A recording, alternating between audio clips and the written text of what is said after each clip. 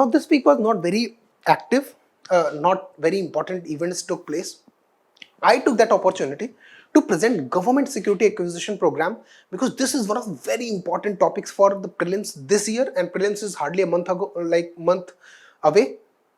So I will be dealing with the very important topics of economy under this major heading of government security acquisition program.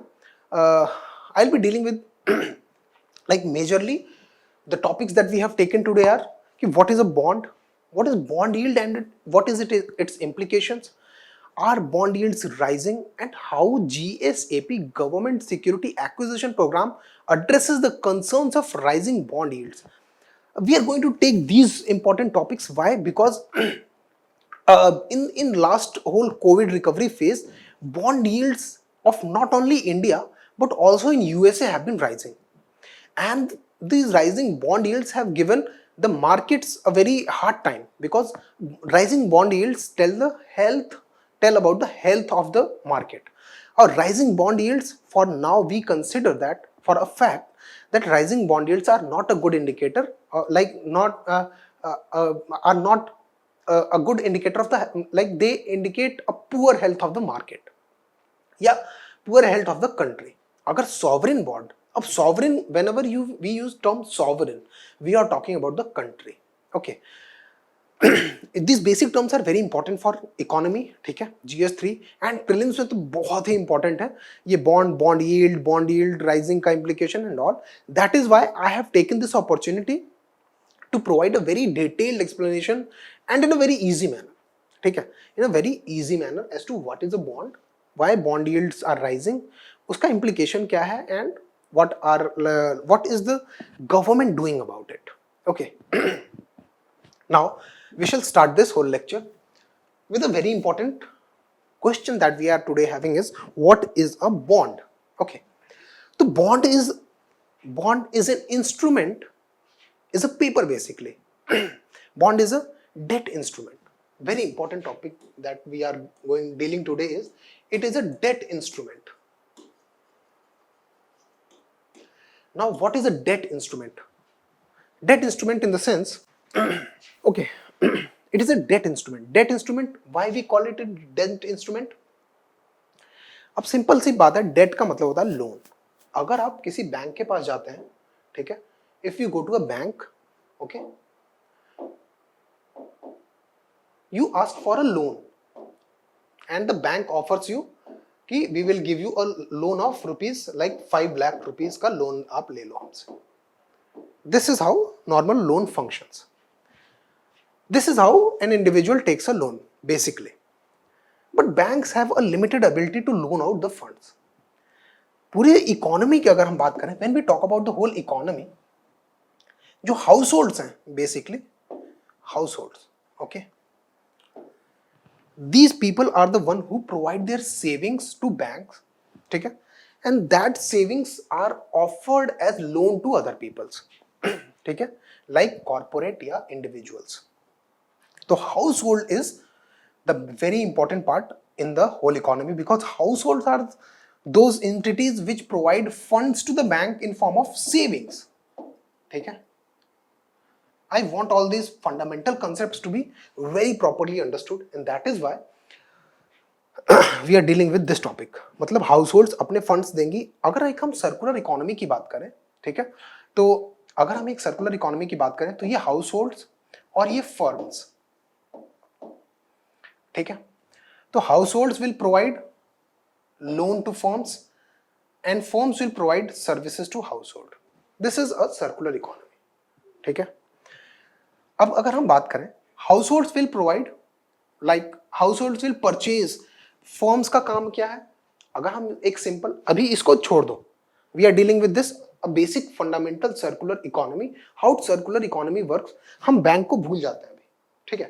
I am trying to explain how households and firms behave in a circular economy, a very basic circular economy जहाँ पे government, we have considered there is no government, there are only firms and there is only households and there are only firms. कोई bank नहीं है, कोई government नहीं है, कोई regulation नहीं, कोई restriction नहीं. In that case, households जो हैं, ठीक है, households, they will provide funds, okay, funds to firms in the form of purchase. Firms का काम क्या है? Production of goods. Okay, production of goods. अब ये गुड्स कौन कंज्यूम करेगा? Household. और हाउस होल्ड क्या करेंगे? उस गुड के कंजम्पशन में परचेज करेंगे। ऑफ कोर्स बिना परचेज किए तो फर्म देगी नहीं हाउस होल्ड्स को। तो what they will do? They will give funds to funds to the firm. ये तो एक बेसिक हमें समझ में आ गया कि अगर firms are producing goods, these goods are consumed by household. कब, कैसे कंजम्पशन कैसे होगा?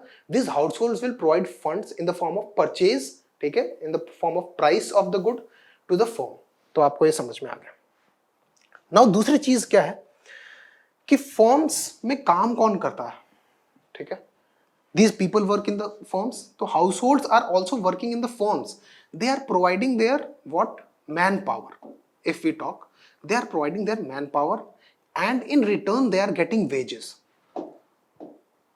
Okay, so this is a fundamental working of a household, एक basic circular economy जहां पे household और firm है, कोई government कोई बैंक कुछ भी नहीं। तो this example illustrates that in the economy the provision of the funds is made by households. Understood? That was my whole motive to explain this. Now if we talk about a different thing like loan or bond and saving, how these bond market and bond work, so we'll be dealing with that now. तो आपको ये समझ में आ गया, house hold अपनी savings, अगर आप बैंक में पैसे जमा करते हो तो बैंक वही पैसा लोन के फॉर्म में टेंडर करता है दूसरे को, और लोन पे इंटरेस्ट उसकी बैंक की अर्निंग हो जाती है। ठीक है। Now what is a bond? अगर again what is a bond? Bond is, as we know, a debt instrument. Basically again back to the whole bank concept. अगर एक इंडिविजुअल है, for example there is one individual by the name of X. Okay, this person is having some money. Okay, this person have only two options. Either he can put that money in the bank, okay, ठीक है, as saving, or he can offer that money as a loan. Offer as loan. ठीक है, either he can put that money in a bank or offer that money as a loan. We all know that whenever we are offering someone loan, we will be charging a rate of interest that is higher than that we are going to get from our bank. Basic है ये, क्योंकि savings पे जो interest rate होता है वो हमेशा ही loan के इंटरेस्ट रेट से कम होता है। एक बहुत बेसिक है, नहीं तो बैंक अर्न ही नहीं कर सकता।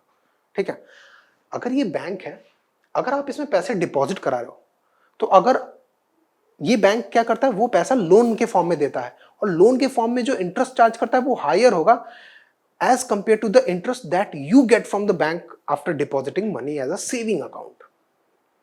ये तो हो गया। तो इंडिविजुअल के पास दो ऑप्शंस हैं खाली, या तो बैंक में पैसे रखे या अपने पास भी रखे।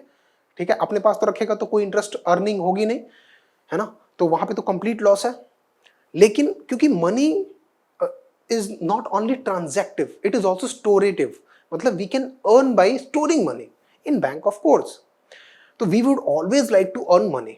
In that case, what individual will do, what Mr. X will do, he can either deposit that money in the bank or he can offer that money as a loan.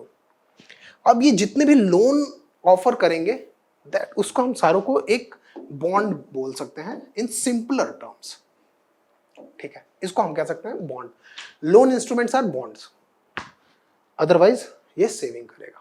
तो ये आपको बेसिक कंसेप्ट समझ में आ गया कि there is always a trade off between savings and offering loans. तो again I want this all these concepts to be built up gradually so that when I'm talking about bonds in detail you understand that. Okay, that is why I'm taking very gradually all these topics very gradually. ठीक है, ये तो हो गया, आपको bond समझ में आ गया कि आपको एक इंडिविजुअल के पास अगर पैसे हैं तो वो आइदर बॉन्ड में इन्वेस्ट करेगा या तो सेव करेगा। In both of the case he will be earning interest saving करेगा। अगर आप अपने पैसे SBI में जाके जमा कर देते हो तो you will be getting around 3 to 4% का interest rate on your savings account. But वही पैसे अगर आप किसी कंपनी के बॉन्ड खरीद लेते हो, है ना, तो what you are doing actually, you are offering that company loan and in return that company will offer you interest। अब ये समझेंगे कैसे। For example there is a company called XYZ, ठीक है, by the name of XYZ Corporation। this company needs funds, ठीक है, this company needs funds। तो ये क्या करती है कंपनी, बॉन्ड्स पब्लिश कर देती है, ठीक है, बॉन्ड इशू कर देती है। अब बॉन्ड इशू करती है और इस बॉन्ड को परचेज कौन करता है, इंडिविजुअल्स, ठीक है, या बैंक्स भी परचेज करते हैं, इंस्टीट्यूशंस भी परचेज करती हैं, बहुत सारी चीजें, ठीक है।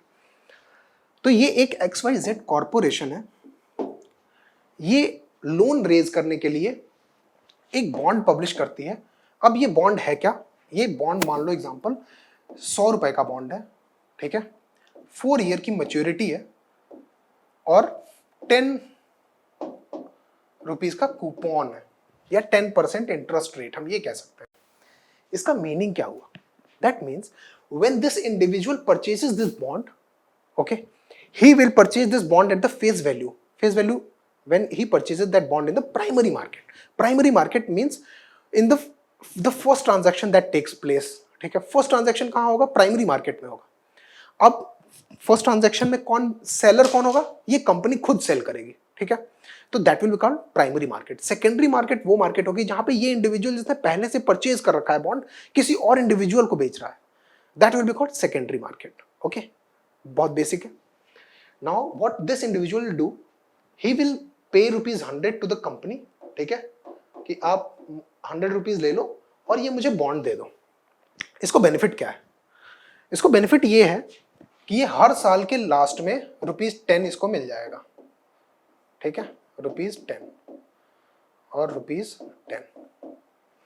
If this person holds this bond for 4 years, he will be getting ₹10 at the end of first year, ₹10 at the end of second year, ₹10 at the end of third year, and ₹10 plus 100 rupees at the end of fourth year। Understood? तो last में इसको कितना मिलेगा, 110 rupees. तो ये तो basic हो गया कि ये बॉन्ड कैसे फंक्शन करता है। हम ये मान सकते हैं कि this person lent ₹100 to someone and earn ₹10 per annum, यानी इंटरेस्ट रेट कितना हो गया यहाँ पे 10%। ओके, तो ये तो एक बेसिक हो गया कि कैसे बॉन्ड फंक्शन करता है, बॉन्ड क्या है। ओके, यहां तक कोई डाउट नहीं होना चाहिए, बहुत सिंपल था। आगे भी कोई डाउट नहीं होगा, बहुत इजी है।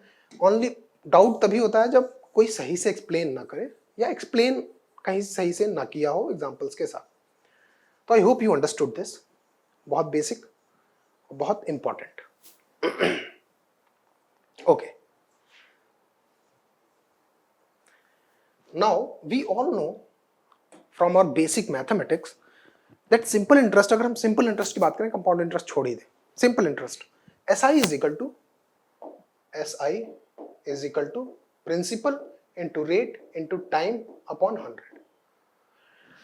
ठीक है, आपने अगर अपना प्रिंसिपल P इन रखा है किसी के पास और वो आपको सिंपल इंटरेस्ट पे कर रहा है तो PRT अपॉन 100 होगा, सिंपल। अगर हम 100 रुपीज रखते हैं और रेट है 10%, ठीक है, 1 ईयर के लिए, तो कितना हो जाएगा, SI is equal to basic है 100 इंटू 10 बाई 100 इंटू 1, तो ये चला गया। SI आपको मिलेगा 10 रुपीज। मीन्स अगर आपने 100 rupees at the rate of 10% interest deposit किया तो आपको 10 रुपीज का सिंपल इंटरेस्ट मिलेगा आफ्टर 1 ईयर। ये तो बेसिक है। Now, as I said, the banks will offer a smaller loan. Banks will always offer an interest rate on the savings account which is smaller than the loan amount. मतलब अगर इसको हम हटा दें, ठीक है,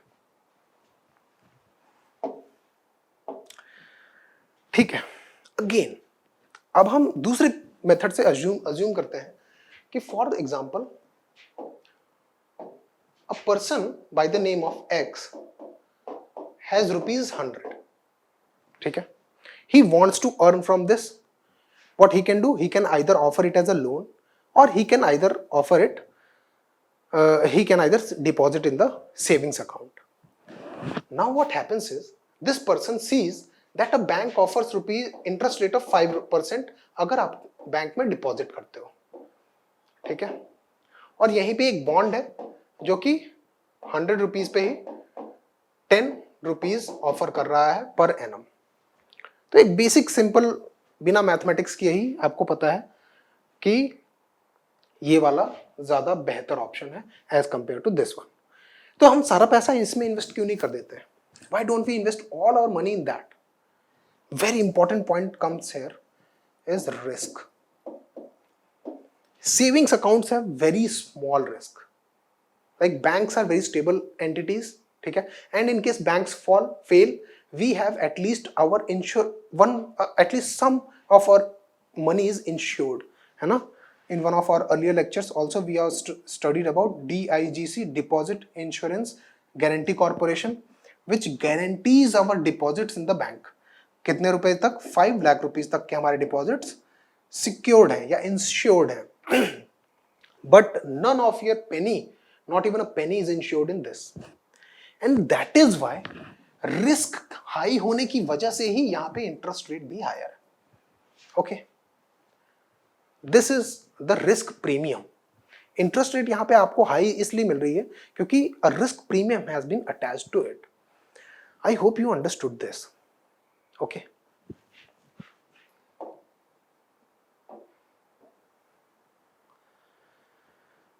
I hope you understood this.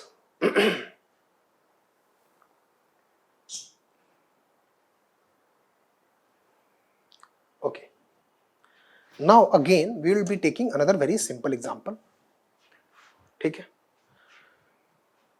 Simple example ये है कि Mr. X sees that if he deposits some money in, like if he deposits ₹100, if he purchases a bond of ₹100, how much will he get after 1 year? He will get ₹110, ठीक है, ₹110.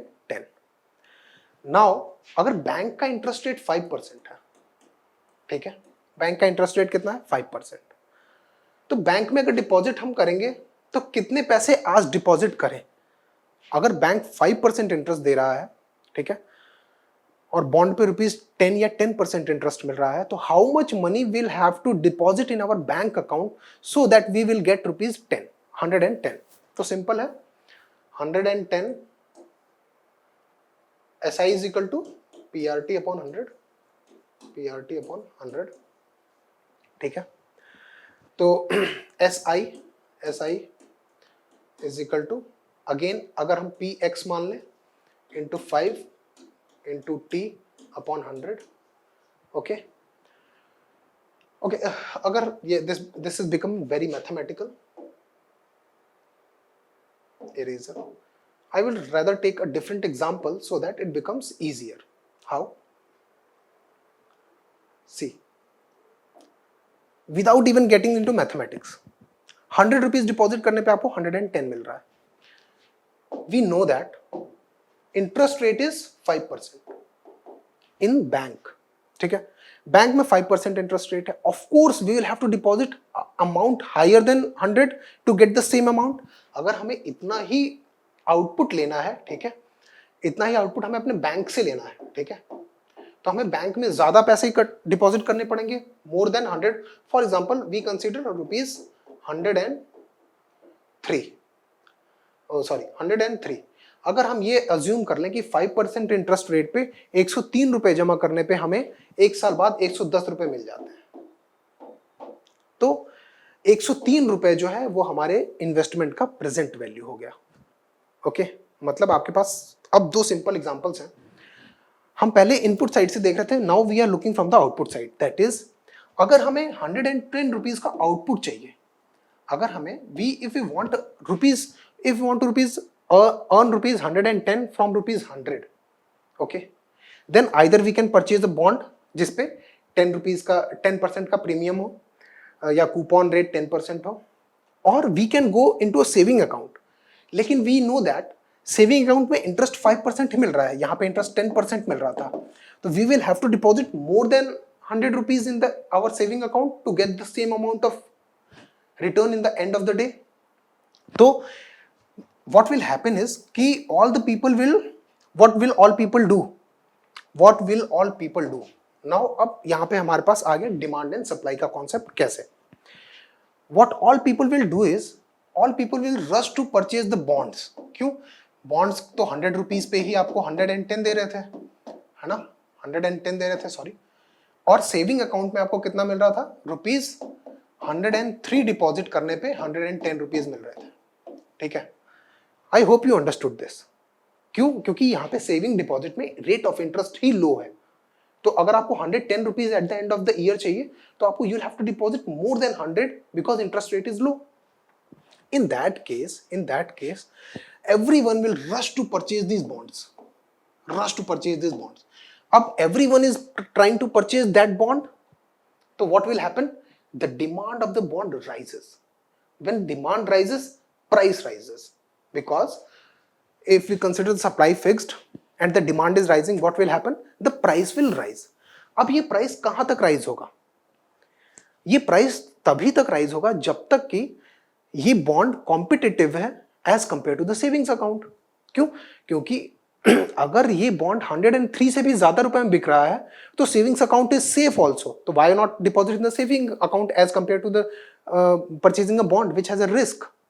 तो people will do what a rational person will do is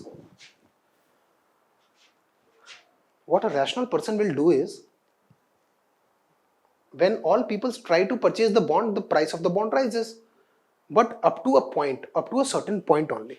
After that the bond price will not rise. What will happen is कि again this rupees 100 will, when everyone is trying to purchase the bond जिसका face value 100 rupees पे है, तो इस bond का price rise होना start हो जाएगा. Okay, and then this bond will be trading at a value more than the face value. For example rupees 101 पे आ गया. फिर इस बॉन्ड को और लोग खरीदना चाहते हैं, मुझे बॉन्ड दे दो, ये वाला बॉन्ड दे दो मुझे. तो ठीक है, अब और राइज हो गया, 102 पे आ गया. People appetite is still very high because 103 rupees जमा करने पे 110 रुपए मिल रहे हैं, लेकिन यहाँ पे अभी भी 102 रुपए जमा करने पे ही 110 रुपए मिल रहे हैं. फिर इसको लोग और परचेज करना शुरू करेंगे. फिर मान लो इसका 103 रुपए हो गया. तो पीपल विल सी कि अगर 103 रुपए जमा करने पे कितने मिल रहे हैं? 110. और यहां पे भी सेविंग्स में, ये सेविंग्स है और ये बॉन्ड है. ओके, तो सेविंग्स में भी डिपॉजिट करने पे 103 110 ही मिल रहा है, बॉन्ड में भी 103 परचेज करने पे 110 we are getting. In that case people will prefer to buy to deposit their money in savings account as compared to a bond because of the inherent risk of the bond. Bond is a loan you are offering to someone. अगर कल को वो company डूब गई तो आपके bond के सारे पैसे डूब जाएंगे, आपको तो मिलेगा नहीं. इसीलिए at after this point the bond price will stop rising. Now ये तो आपको समझ में आ गया कि बॉन्ड प्राइस कब तक राइज करेगा. अब बात करते हैं थोड़ा इंटरेस्ट रेट और यील्ड की. इंटरेस्ट रेट, ये तो हो गया आपका बॉन्ड. ओके, ये वाला बेसिक था. Bond yield and its implication. Now we are talking about the bond yield. इस ग्राफ को हम समझेंगे, बट पहले हम बॉन्ड यील्ड समझेंगे क्या है. ओके, हमने ये देखा in the previous slide we saw that, ठीक है, in previous slide we saw that a bond which sorry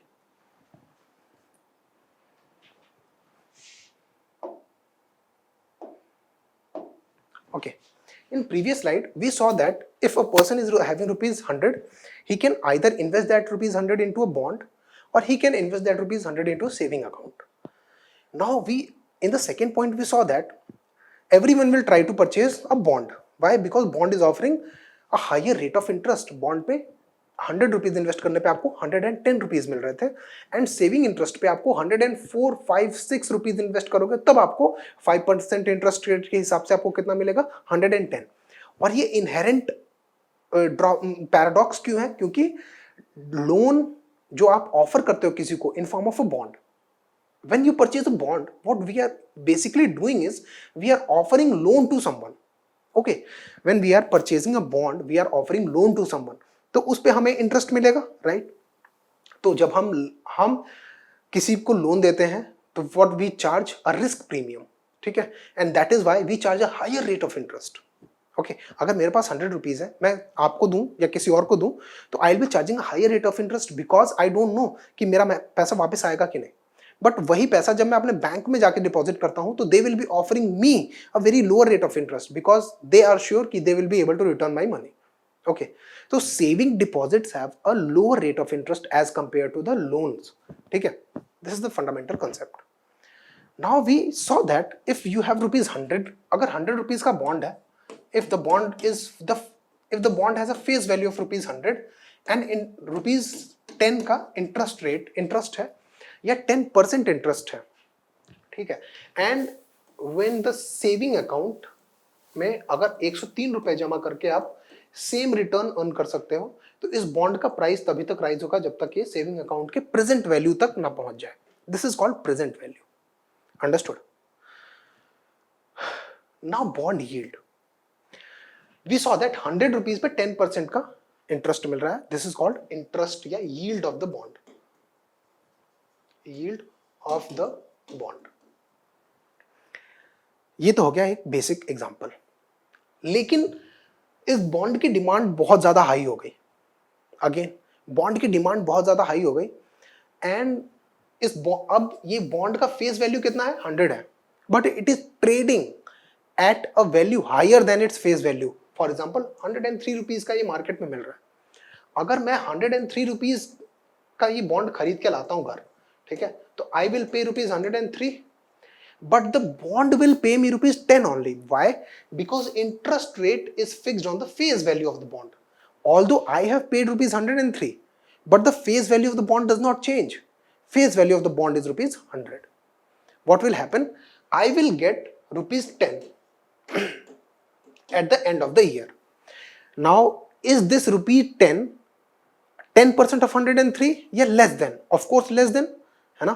तो ₹10 is less than 10% of ₹103. That means the yield of the bond has fallen. मतलब price rise होने के साथ yield क्या होगा, fall हो जाएगा। यील्ड का मतलब कुछ भी नहीं है, यील्ड का मतलब इंटरेस्ट जो कि बॉन्ड होल्डर अर्न करता है बॉन्ड पे। अगर ये बॉन्ड 100 रुपीज का ट्रेड हो रहा होता तो I will be getting ₹10 eight the end of the month. ये बॉन्ड कितने पे भी ट्रेड हो रहा हो, जो बॉन्ड होल्डर्स को 10 रुपीज ही मिलेगा। फंडामेंटल है बॉन्ड का, क्यों? क्योंकि बॉन्ड्स का जो इंटरेस्ट रेट होता है वो उनके फेस वैल्यू पे डिसाइड होता है, और फेस वैल्यू के हिसाब से 10 का रुपीज का बॉन्ड प्रिंट हो चुका है, आ चुका है मार्केट में। अब इसको बाकी लोग खरीद रहे हैं, उससे बॉन्ड की फेस वैल्यू पे फर्क नहीं पड़ता, बॉन्ड की मार्केट वैल्यू पे फर्क जरूर पड़ता है। Okay, now you understood that when the price has risen the bond yield has fallen. When the price is Ryzen the bond yield has fallen. क्यों? क्योंकि अब अगर मैं ये बॉन्ड 103 में परचेज करूंगा, मिलेगा तो मुझे ₹10 ही, है ना, लेकिन 10 is not the 10% of 103, it is less than 10%. For example, it is around 8%. I'm not very mathematically correct, we are not going into the mathematics. Now I will be getting 8% on my investment. मैंने invest कितना किया इस bond में, 103। ये bond कितने का था, 100 rupees का। फेस वैल्यू कितना है बॉन्ड की, 100 रुपीज। इंटरेस्ट कितना है बॉन्ड पे, 10%। 10% of what, of the face value. 10% of 100 is 10। तो इस बॉन्ड पे मुझे इंटरेस्ट कितना मिलेगा, ₹10, irrespective of what I spend on the bond. ठीक है, irrespective of what I spend on the bond. तो आई स्पेंड ₹103, लेकिन मुझे मिले कितने, 110, ओ सॉरी 10 रुपए मिले at the end of the year. तो that interest that I get from the bond is less than the 10% that was original yield of the bond. That means yield of the bond has fallen. Understood? तो यहां पे एक basic और बहुत important formula that we have arrived at is bond price bond price is inversely proportional to yield. When yields rise, bond price fall. When yields fall, bond price rise. ये एक basic conception. अब इसका importance क्या है and why are all people worried about bond yield? Why is RBI so much worried about bond yield and Operation Twist, GSAP and all these? Why is RBI constantly bringing all these schemes? We'll be dealing with that because this is very important from Trillium's point of view. Bond yield समझना, bond yield पे कोई MCQ आ सकता है, बहुत easy है. अब जैसे हमने एक formula derive किया basic, and that formula is, that concept I would rather say कि bond price, okay, bond price is inversely proportional to bond yield. That means they are inversely related. If bond yield rises, bond price falls. If bond yield falls, bond price rises. This is the relation between bond yield and bond price. Okay. Okay, I hope you understood up to this. अगर यहां तक समझ में आ गया तो कोई problem ही नहीं है, कोई प्रॉब्लम नहीं है. ओके, अब हम बॉन्ड प्राइस की बात करें. ठीक है, if you are a company, अगर for example there is a company called XYZ corporation. Again, अगर XYZ कॉर्पोरेशन के मार्केट की वैल्यूएशन कम होने लगी, ठीक है, तो XYZ कॉर्पोरेशन की मार्केट में ये बात हो गई कि XYZ corporation is not performing well in the market, तो इनको कोई लोन भी देना नहीं चाहता. लोन भी देना नहीं चाहता का मीनिंग क्या हुआ? दैट मीन्स कि इनके जो डेट इंस्ट्रूमेंट्स हैं, डेट इंस्ट्रूमेंट मतलब क्या? बॉन्ड, इनको कोई परचेज ही नहीं करना चाहता. अगर परचेज नहीं करना चाहता तो इनके जो बॉन्ड्स हैं, ठीक है, बॉन्ड्स इनके जो हैं वो अपने मार्केट वैल्यू से हाई पे ट्रेड करेंगे या अपने मार्केट वैल्यू से लो पे ट्रेड करेंगे. Again basic concept of supply and demand. अगर किसी चीज की डिमांड ही नहीं है तो ऑफ कोर्स उसका प्राइस फॉल हो जाएगा. अगर किसी चीज की डिमांड बहुत हाई है तो उसका प्राइस बहुत हाई चला जाएगा as compare to like demand को मीट करने के लिए. ओके, तो of course the demand of this company has fallen. क्यों? क्योंकि इस ऐसा मार्केट में बात हो गई है कि XYZ corporation is not working very fine, इनका रिटर्न्स अच्छे नहीं आ रहे, ये कंपनी डूबने वाली है. तो अब ये ऐसी बात होने में बॉन्ड जो होगा इस कंपनी का, that will be trading at a lower price of course, because इस बॉन्ड का डिमांड नहीं रह जाएगा मार्केट में. No one will want to buy the bond of a company जिसकी फाइनेंशियल क्रेडिबिलिटी अच्छी ना हो या जिसका परफॉर्मेंस अच्छा ना हो, because bond is a loan. I would not offer you a loan unless I am sure that you will be returning me back. Okay, तो इसका डिमांड फॉल हो जाएगा तो प्राइस फॉल हो जाएगा, right? Price decreases, now price falls. If bond price falls, bond yield rises. Bond price falls, bond yield rises. Bond price falls, bond yield rises. ठीक है, if bond price falls, bond yield rises. Understood? A very very important concept as to why countries. Okay, now look at this graph. ठीक है, Brazil की bond yield 9.5% है. India की bond yield 7.39%, very high. Okay, now look at Greece की bond yield 4.36% है. Greece is a country in eurozone. ठीक है, it had a very relatively stable economy until 2008. The great recession of 2008, after that the debt market जो bond Greece का था, that collapsed. ठीक है, because of course a lot of toxic assets that have been flushed into the Greek economy. ठीक है, subprime mortgage crisis that we are not interested into. What happened was कि Greece के जो bonds हैं उनकी bond yield बहुत high है as compare to other European countries. Look for example, France 0.74, Germany 0.5, Italy 1.8, UK 1.3, even USA 2.7. मतलब all these companies which are financially very strong, जिनके credentials बहुत स्ट्रॉन्ग है, उनकी बॉन्ड यील्ड बहुत कम है. बॉन्ड यील्ड कम है, इसका मतलब बॉन्ड प्राइस बहुत हाई है. Understood? Bond yield tells us about the health of the person or the country or the institution which is issuing the bond.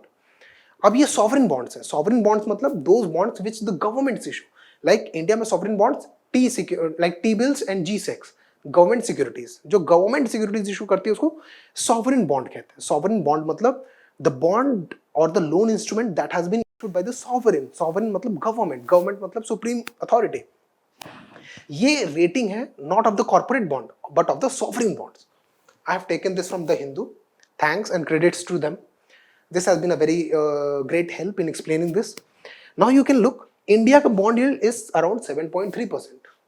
Brazil का bond yield is around 9.5%. That shows, even Greece का bond yield is very high. That shows that these countries are not having a very favorable sovereign rating. Okay, sovereign rating, and this was talked at length in the economic survey of 2019-20 or 2020-21. That is why bond yield is very important for prelims this year. Again, I hope you understood कि bond yield shows, अगर bond yield high है तो that is not a good thing, because it shows that the credibility of the bond issuer is not very good. ठीक है, understood. आगे इसको समझना simple है. बॉन्ड यील्ड हाई है तो बॉन्ड प्राइस लो होगा. बॉन्ड प्राइस लो होगा मतलब the person who is issuing the bond is not being, वो बॉन्ड का बहुत अच्छा प्राइस नहीं मिल रहा उसे. तो सिंपली क्यों? क्योंकि no one is purchasing that bond. तो I hope you understood bond yield and its implication. ये तो होगा एक डायमेंशन, ठीक है. एंड जितना ये इंटरेस्टिंग है उतना ही इंटरेस्टिंग इन्फ्लेशन है. इन्फ्लेशन का इफेक्ट बॉन्ड यील्ड पे कैसे होगा? Okay, everyone is talking that after the corona, है ना, कोरोना वायरस पैंडेमिक के बाद bond yields have been rising. Bond yields have been rising. We will see how. See, this is for July 10, 2020. फिर अगस्त में very high.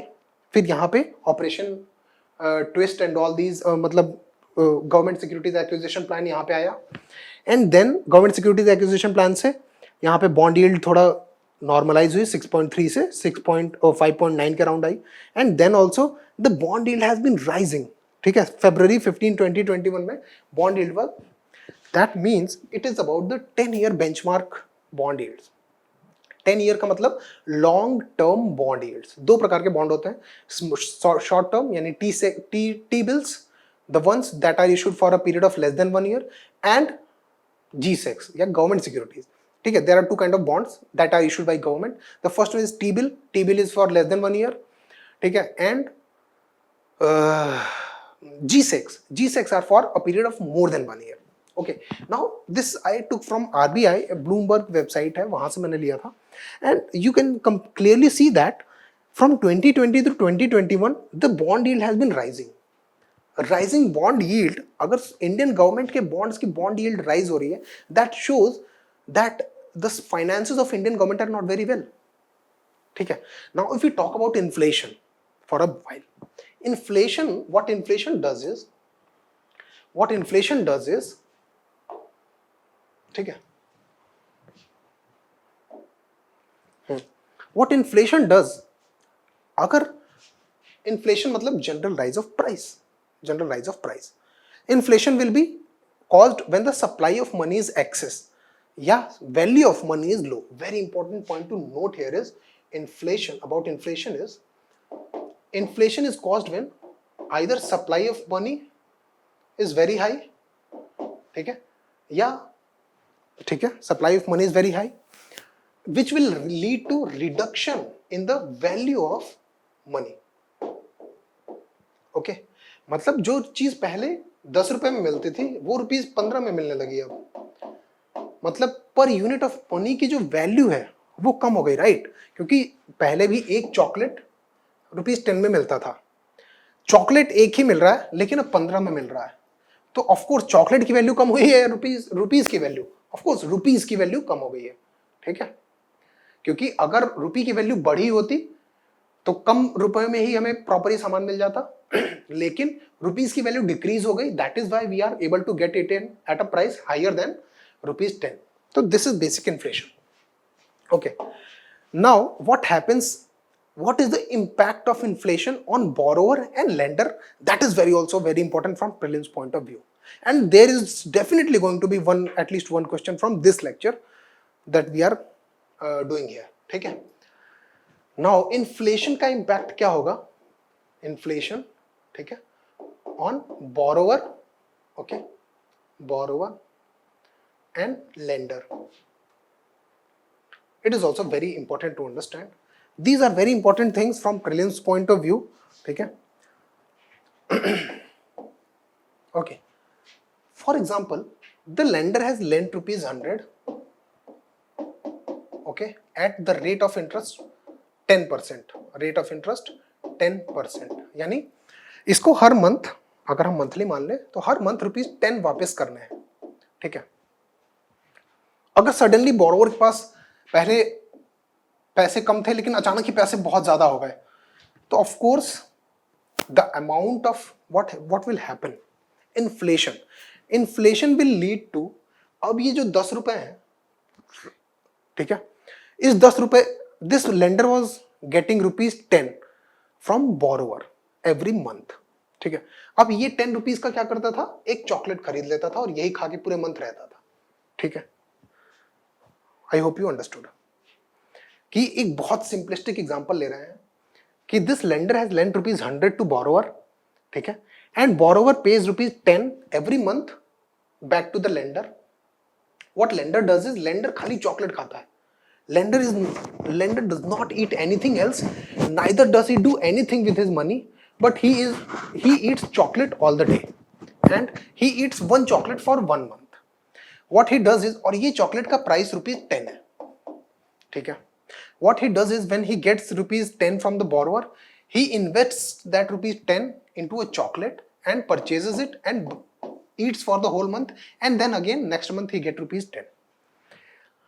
अब when inflation will happen, inflation मतलब price rise, तो ये इसकी value हो जाएगी ₹15. ओके, इंटरेस्ट रेट तो वही मिलेगा. That means inflation is hurting the lender. अब बोरोवर को क्या होगा, पहले मार्केट में, ठीक है, पहले मार्केट में पैसा कम था, अचानक ही पैसे की सप्लाई बढ़ गई, तो borrower will be flush with money, he can now easily पे. ठीक है, ही कैन, या ये भी कह सकते हैं कि he is paying ₹10 to this person lender. ठीक है, इस तरीके से समझो कि ये ₹10 पे कर रहा है लेंडर को, लेकिन अब जो ₹10 की वैल्यू है वो डिक्रीज हो जाएगी as compare to the earlier ₹10 that he was paying because of inflation. That means we have arrived to a conclusion that inflation benefits the borrower. ठीक है, and inflation hurts the lender.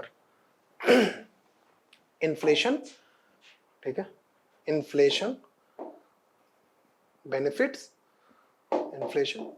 benefits borrower,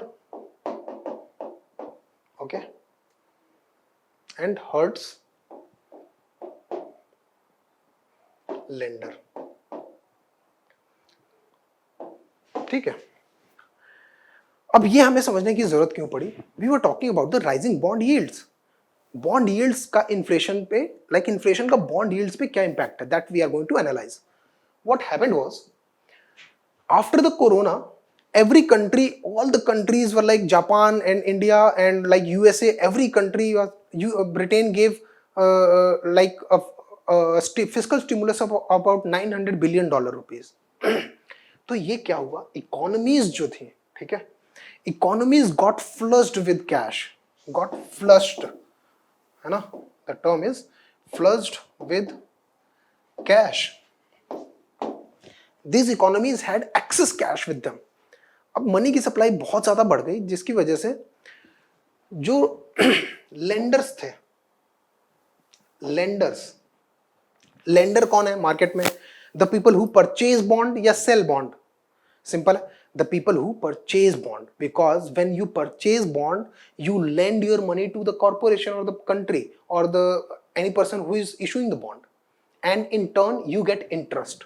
ठीक है, तो lender are those people who purchase the bond. बहुत important, याद रखना. Now people were flushed with cash, excess money supply led to lenders were fearsome. Lenders were fearful that inflation is going to happen. Why? Because after the corona, every country is going to provide fiscal stimulus to the country. every country is going to provide fiscal stimulus. अब fiscal stimulus what will happen, तो lenders were thinking, oh अब तो हमारी country में बहुत सारा cash आने वाला है जिसकी वजह से इन्फ्लेशन बहुत हाई हो जाएगा, इन्फ्लेशन बहुत हाई हो जाएगा तो लेंडर को तो हर्ट होगा. तो what will they do, they started selling off their bonds, selling off their bonds. अब basic again back to the bond. When everyone is selling off the bond price will fall because now the market is flush with bonds. लेकिन purchase कोई नहीं करना चाहता, तो demand fall, price fall, supply increase, price fall. Again the price of the bonds fell, है ना, price fell. अब इस price fall की वजह से क्या हुआ, again price fall, bond yield rise. Basics, back to the basics. You cannot afford to lose the basics. Now very interestingly we observe that corona के बाद जो फिस्कल स्टिमुलस कंट्रीज ने प्रोवाइड किया, ठीक है, फिस्कल स्टिमुलस की वजह से क्या हुआ, लेंडर्स जो थे या बॉन्ड होल्डर्स जो थे, they thought that the economy is going to be impacted with inflation, due to which they started selling off their bonds, offloading their bonds. अब excessive selling of bonds led to fall in price of the bonds.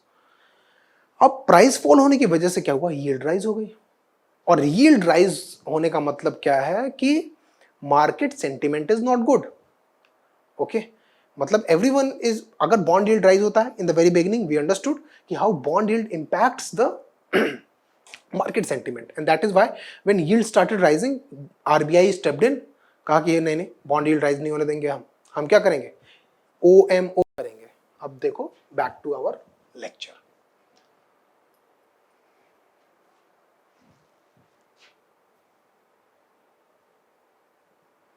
ठीक है, तो bond, अब फिर government ने क्या किया, RBI basically, RBI instead of countering, instead of issuing it's monetary policy में क्या होता है, liquidity adjustment facility like repo rate, reverse repo rate, है ना, इनको चेंज करता है आरबीआई ने इसको चेंज ही नहीं किया. RBI said that we are not going to change, we are going to put the rates as they are. ठीक है, we are rather going to act on the bond yield. ठीक है, and bond yield को हम, bond yield rise हो रही थी again. हाँ, जीएसएपी, इसको हम अभी थोड़ा देखेंगे बाद में. ठीक है,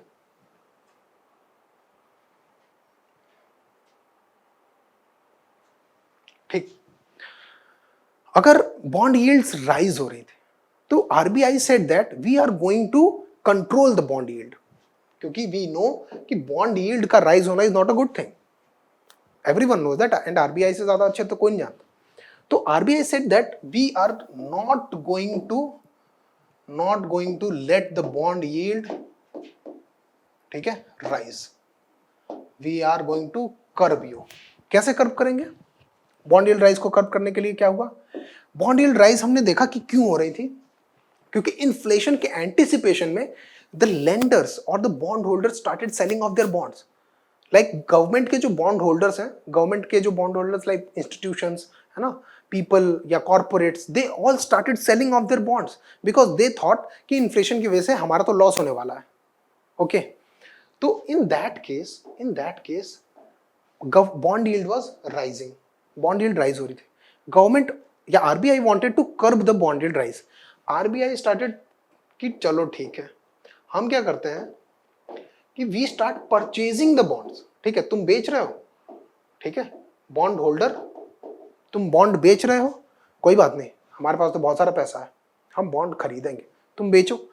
दे स्टार्टेड सेलिंग, ठीक है, दे स्टार्टेड परचेजिंग. ठीक है, अब क्या हुआ, तुम कितना ही बेच लो, हमारे पास तो पैसे की आरबीआई ही है, हम तो बॉन्ड कितना ही पैसा छाप के और सारा बॉन्ड खरीद लेंगे. तो उससे दो चीजें हुई, two things happened that are very important. तो when this happened, RBI purchased 2.3 trillion rupees के bond, 2.3 trillion rupees, not even billion, 2.3 trillion rupees bonds were purchased by RBI. This अब क्या हुआ, आरबीआई स्टार्टेड फ्रैंटिक परचेज। इसकी वजह से क्या हुआ, बॉन्ड का अगेन मार्केट में सप्लाई कम हो गया, because RBI was purchasing every bond. तुम कोई भी बॉन्ड बेचो हम परचेज कर लेंगे, कोई बॉन्ड बेचो हम परचेज कर लेंगे। So what happened was, again the supply of the bond fell in the market and the bond yields softened. Bond yield softened का मतलब होता है कि again bond yields started declining. This is called bond yield control. अब ये bond yield control हुआ कैसे? तो ये GSAP है क्या? GSAP ये कोई रॉकेट साइंस थोड़ी ना है. This is Government Securities Acquisition Program.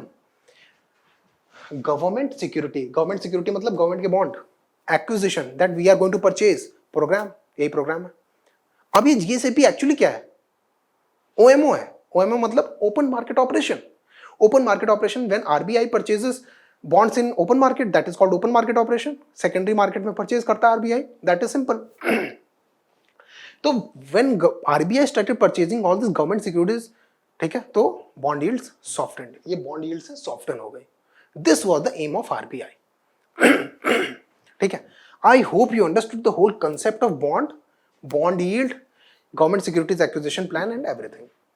अगर इसके बाद भी कोई डाउट है, please ask me in the comment section, I will be more than happy to take that, because the questions are the thing that like give rise to curiosity, and question से ही हम explore कर सकते हैं किसी चीज की dimensions को। ओके, तो please ask the questions if you have. Again GSAP जो है वो गंगाधर ही शक्तिमान है, ठीक है, we all no.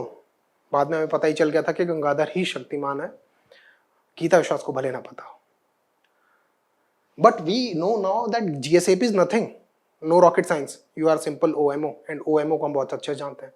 OMO is open market operation. Open market operation means RBI purchasing government securities in the secondary market. Sorry, now GSAP series of OMO, ये सब garbage है, पढ़ लेना।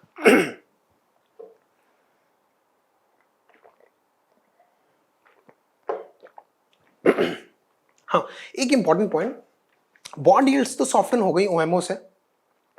अब एक मॉनेटरी इशू भी सॉल्व हुआ, वो कैसे? Banks were not transmitting the rate cuts.